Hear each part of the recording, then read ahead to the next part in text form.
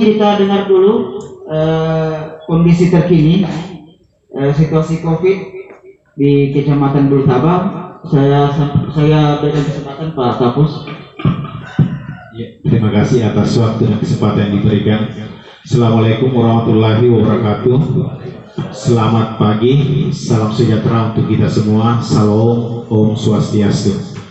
Yang terhormat Bapak Camat Bulutaba, yang terhormat Bapak BKTN Desa Lilimori, yang terhormat Bapak Babinsa Desa Lelejai, yang saya hormati Bapak Secam Bulutaba, kemudian yang saya hormati Bapak Kepala Sekolah SD, SMP, dan SMA, kemudian yang saya hormati ibu-ibu yang sempat hadir pada pagi hari ini. Baik, saya lanjut saja. Untuk kondisi untuk Bulutaba sampai saat ini memang kasus luar biasa. Kenapa saya katakan luar biasa?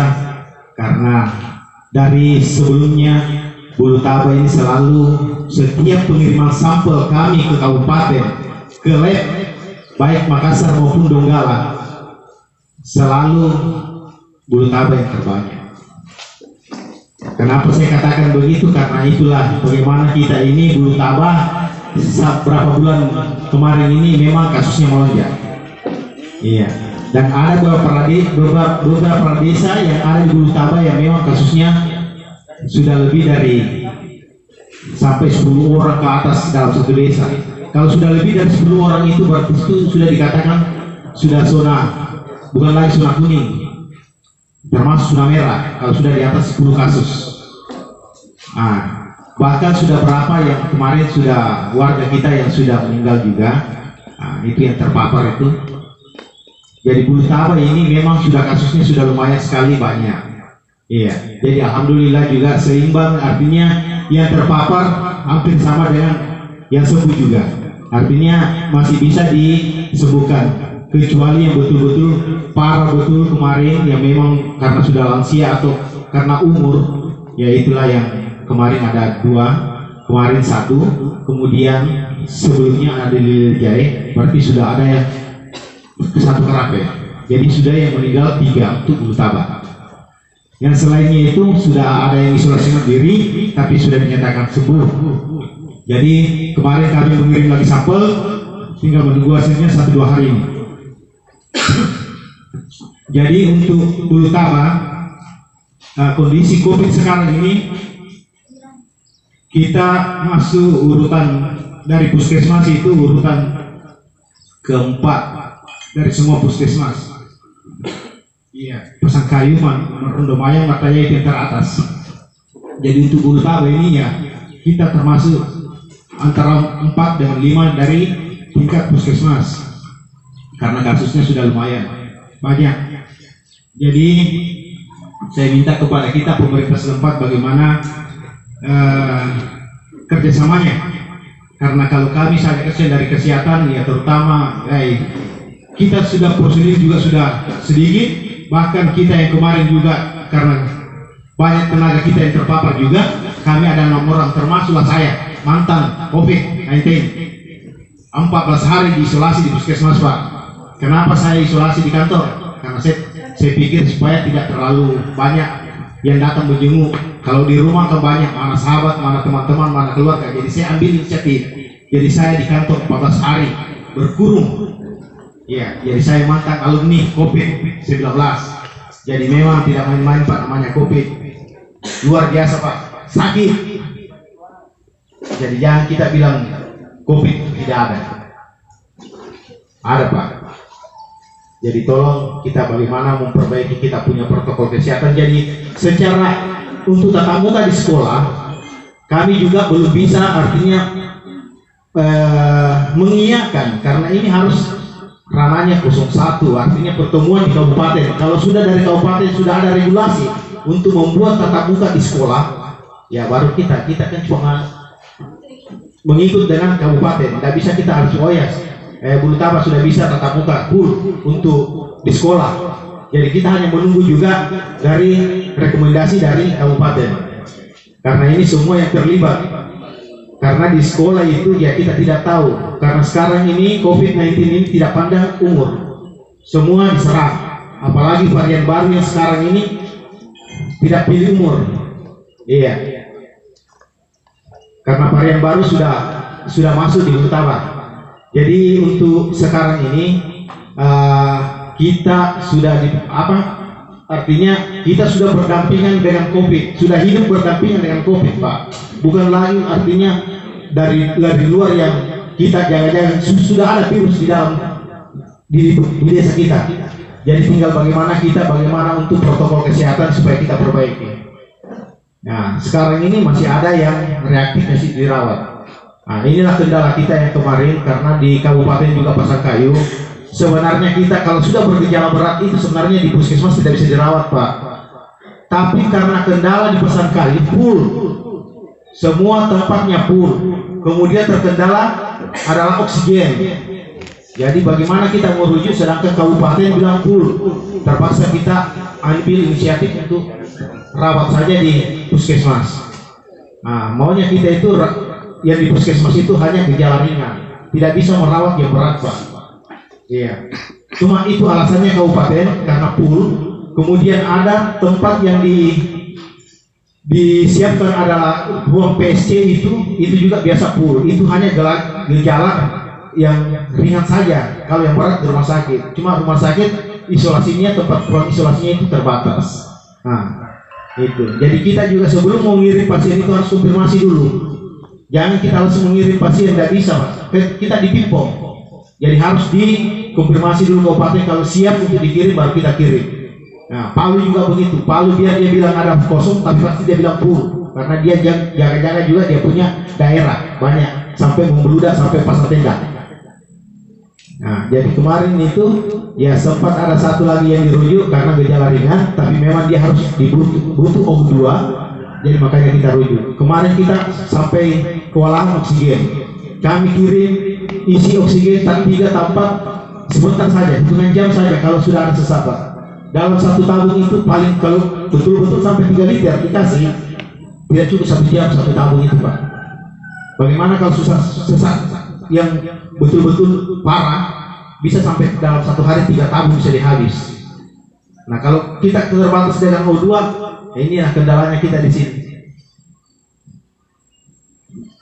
Jadi memang untuk Bulutabak, saya sampaikan kepada kita semua, kasusnya, Pak, lumayan sekali banyak, sudah lebih dari, kalau dibilang 40-50 kecil, sudah banyak, Pak, kasusnya.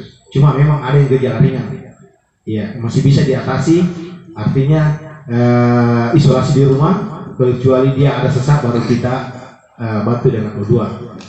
Iya. Jadi alhamdulillah juga yang sudah diisolasi semua sudah sembuh semua, sudah dinyatakan sembuh dan bebas. Jadi saya minta kepada kita semua yang hadir pada pagi hari ini, semua kita kerjasamanya lintas sektor, karena ini COVID tidak main-main, luar biasa, Pak. Varian baru ini luar biasa, Delta ini, ya tidak main-main, tidak pandang umur. Jadi tolong bagaimana kita untuk protokol kesehatan. Jadi kalau memang ada warga kita yang betul-betul diisolasi, tolong diperhatikan, diisolasi betul, jangan kemana-mana. Iya. Atau kalau ada yang dari luar, kalau memang dia dari zona merah dari Jawa, tolong isolasi dulu di rumah. Artinya 3-5 hari jangan dulu kemana-mana, walaupun tanpa gejala. Iya. Karena itu yang kita khawatirkan. Kalau memang imun kita kuat, Pak, Bu, pas itu belum nampak gejala, tapi kalau kita sudah lemah pasti akan muncul kalau kita sudah kena dengan Delta varian baru. Jadi tolong kita kerjasamanya semua lintas sektor, karena kami juga ini, kalau kita dari kesehatan, kami juga staf kita ini kewalahan, kasihan, karena berapa orang saja yang menangani COVID, baik bidang semua sudah turun semua. Nah, jadi kita dari lintas sektor mohon kerjasamanya semua, tapi saya merasa artinya untuk di Bulutabak lintas sektor kita ini betul-betul kerjasama yang baik. Jadi bagaimana kita untuk mempertahankan ini supaya betul-betul COVID-19 ini di Bulutabak ini bisa kita bagaimana sama-sama untuk menekan, jangan lagi bertambah. kalau bisa kita kurangi. Iya. Ya, jadi barangkali begitu Pak Camat. Jadi saya sampaikan bahwa memang kondisi COVID kita di Bulutara ini ya lumayan kasusnya. Jadi kami untuk minta juga untuk tatap muka barangkali untuk full barangkali belum bisa kita akan ambil di sini karena harus kita koordinasikan dulu ke kabupaten.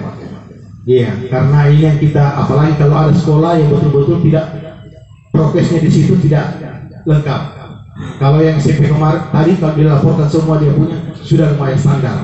Semua dari desinfektannya sudah dia siapkan, semua alat pengukur suhunya sudah ada. Berarti saya sudah risetnya untuk masalah kebutuhan di sekolah sudah lengkap. Jadi kalau ada yang lain yang belum tersedia, ya itu yang kita khawatirkan. Jangan sampai kita bikin pertemuan tatap muka terbatas begitu, nah masih ada yang juga yang terpapar. Jadi salahkan nanti siapa? Jadi Bapak Ibu, jadi untuk tatap muka itu nanti kami koordinasikan juga bagaimana untuk di kabupaten. Kalau sudah ada regulasi atau bagaimana, baru nanti kita akan sampaikan ke Bapak-Bapak Ibu juga di sekolah. Barangkali itu yang saya bisa sampaikan. Kurang lebihnya saya akhiri wabillahi taufiq wal hidayah. Wassalamualaikum warahmatullahi wabarakatuh. Iya, terima kasih Pak Kapus. Jadi sudah menyampaikan kondisi terkini situasi COVID-19 di kecamatan kita. Jadi situasi ini ada yang terpapar dan isolasi mandiri dan sudah sembuh. Cuman ada lagi kasus baru sehingga tidak menurun. Jadi itu yang menjadi tugas kita bersama ini. Yang tadinya sudah sembuh tidak ada lagi kasus baru, tapi ternyata sembuh tapi ada lagi yang baru. Nah ini. Jadi memutus mata rantai ini menjadi tugas kita bersama. Kami Satgas Kecamatan juga sudah berupaya, ditambah pihak keamanan ini pokoknya siang malam menghimbau masyarakat untuk vaksin, kemudian mengontrol orang keluar masuk. Jadi kemudian kita selaku teman-teman kepala sekolah menghimbau juga kepada orang tua murid untuk segera vaksin yang belum vaksin, karena kuota vaksin sudah tersedia terus ya. Kemudian yang paling kita mohon kerjasama yang paling ini adalah pintu masuk kecamatan dan desa ini, karena orang mobilitas orang keluar masuk ini yang membuat kita rawan. Jadi sudah ada posko-posko PPKM mikro di desa masing-masing, tinggal bagaimana ini tetap aktif, karena ini perintah langsung Presiden. Tidak usah ragu katanya menggunakan dana desa yang penting untuk penanganan COVID. Kendati kita korbankan fisik yang lainnya. Selanjutnya kita dengarkan dulu arahan dari Pak Kapolsek, dalam hal ini disampaikan oleh Pak Bimas Lilimori. Silakan Pak. Bismillahirrahmanirrahim. Assalamualaikum warahmatullahi wabarakatuh. Om Swastiastu. Selamat pagi menjelang siang. Yang saya hormati Bapak Camat Bulutara beserta staf. Yang saya hormati yang mewakili Pak Dan Ramil, dalam ini kakanda saya Bandoni.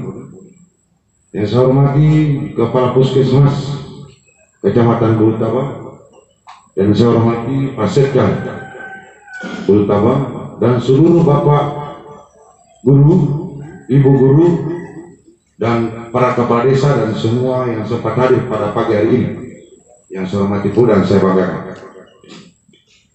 Syukur alhamdulillah kita panjatkan kepada Allah Subhanahu wa taala, Tuhan yang Maha Esa, yang telah memberikan kita nikmat iman, nikmat kesempatan, sehingga pada hari ini kita sempat berkumpul dengan tujuan kebaikan.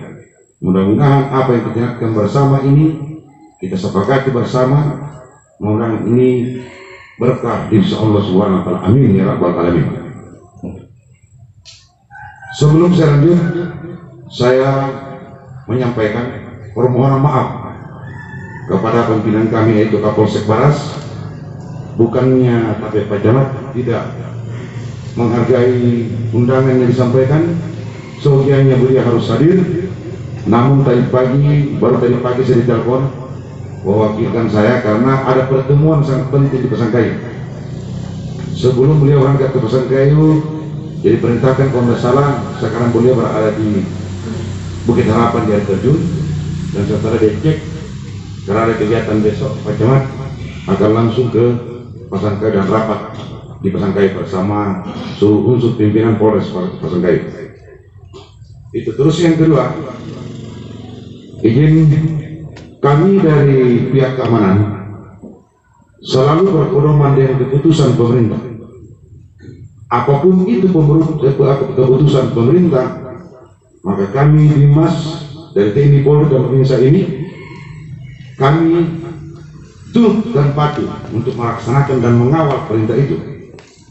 Jadi apapun bentuknya itu, karena kita ini lintas sektor atau ada kaitannya, memang ada pemerintah, ada keamanan. Nah, itu. Jadi ketika rawan adalah tim pemukul yaitu dari TNI, karena beliau menjaga keutuhan NKRI. Kami ini dari kepolisian adalah menjaga, menegakkan hukum yaitu dalam negeri, dan kami akan dikawal sama beliau. Jadi mohon maaf Bapak Ibu ya, kami sebagai pemimpin Kamtibmas yaitu kita hanya mengikuti dan mengawal seluruh keputusan pemerintah. Namun kami juga sebagai pemimpin Kamtibmas bersama Babinsa ini di sini juga kita melihat ya, artinya kalau memang para bapak ibu ini kepala sekolah menginginkan tatap muka terbatas, bahkan full, itu kami artinya tidak mau terlalu campur itu, karena itu urusan pemerintah, keputusan pemerintah. Namun kalau ketika yang mana saya disepakati sebentar, saya harapkan keterlibatan kita semua, apa yang disampaikan Pak Kapus, khususnya para kepala desa, jangan seolah-olah tidak mau tahu. Ya, saya harapkan kepada para kepala desa betul-betul serius, karena ini bukan perintah siapa, ini perintah langsung dari atas, yaitu Presiden. Itu betul-betul dipahami, dilaksanakan. Ketika ada kegiatan, contohnya tadi disampaikan Pak Camat bahwa setiap desa itu ada posko PPKM, ya turun di sana para kepala desanya, lihat apa kekurangannya, ada enggak yang jaga. Saya bukan melaporkan Pak Camat, tapi mungkin kita lihat bersama, bahkan semua yang hadir di depan saya ini tahu kalau posko PPKM pintu masuk ini sudah berapa hari tidak ada yang jaga.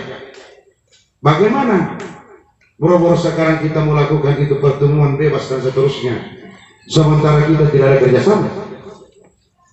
Termasuk bapak ibu semua tetangganya, keluarganya sampaikan bahwa tetap menjaga protokol kesehatan, yaitu memakai masker.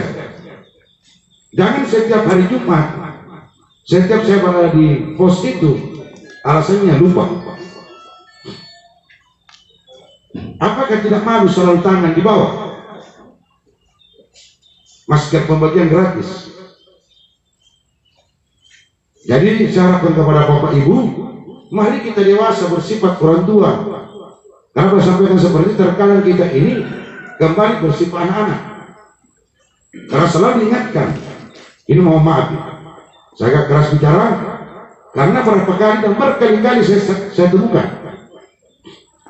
Selalu saya tegur. Anak-anak kecil saya tingkat TK, ya, sudah ditegur 2-3 kali itu pasti sudah mendengar. Ini ada orang tua, sudah ditegur berkali-kali juga tidak, tetap lupa. Berarti tidak ada keseriusan, tidak ada kesadaran dalam hal himbauan pemerintah. Yang lebih celakanya lagi kalau pegawai ya seperti itu atau pejabat,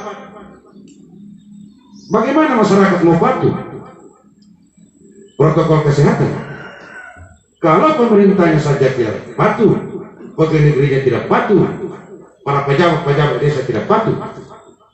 Harus perlihatkan, kita jadikan diri kita sebagai contoh. Baru kemudian kita tegas dalam aturan itu. Tapi jangan terbalik. Kita tegas dengan aturan itu, tapi kita tidak taat dengan aturan itu. Jadi saya minta kepada Bapak dan khususnya para kepala desa, niatnya baik ini Pak Guru ini dan Ibu Guru, untuk bagaimana mencerdaskan pemuda-pemuda kita ini untuk ke depan bisa membawa Indonesia lebih maju dan lebih baik. Namun saya harapkan kepada pemerintah desa betul-betul ikut juga andil di situ, ya. Contohnya, di saat masyarakatnya mau divaksin, kepala desa perintahkan kabar dusunnya, jangan kami dan Bimas Nama Desa ini berteriak. Itu pun juga belum tentu datang. Masyarakat kalau dia diarahkan setengah mati, diarahkan saja nanti setengah mati, kita untuk arahkan untuk vaksinasi lebih-lebih lagi kalau dia diarahkan. Doain. Termasuk berutama ini ada Pak kampus di sini. Kadang sampai jam berapa kasihan di sini pihak kesehatan menunggu. Yang lebih parah saya lihat itu yang tahap 2. Mereka berbondong-bondong kemarin untuk divaksin ketika ada maunya. Contohnya dia pulang kampung, mau naik pesawat, wah sampai marah-marah kalau tidak divaksin. Tapi yang tidak ada keinginan untuk pulang daerah, dipanggil pun belum tentu mau. Diarahkan pun setengah mati, bahkan juga sekalipun. Di sini dibutuhkan keterlibatan keseriusan dari pemerintah desa, termasuk jaga posko itu. Kenapa?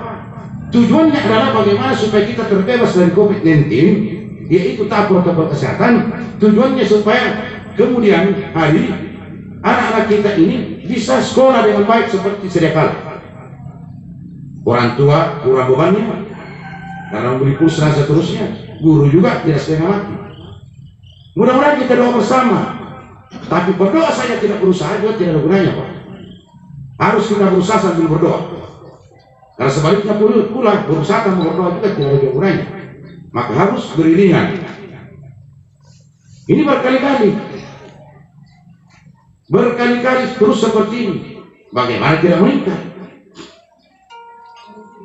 Terus yang kedua nanti mau saya minta nanti kepada Pak Kapus dengan mungkin dari Pak Camat, mekanisme penyaluran bantuan itu sembako.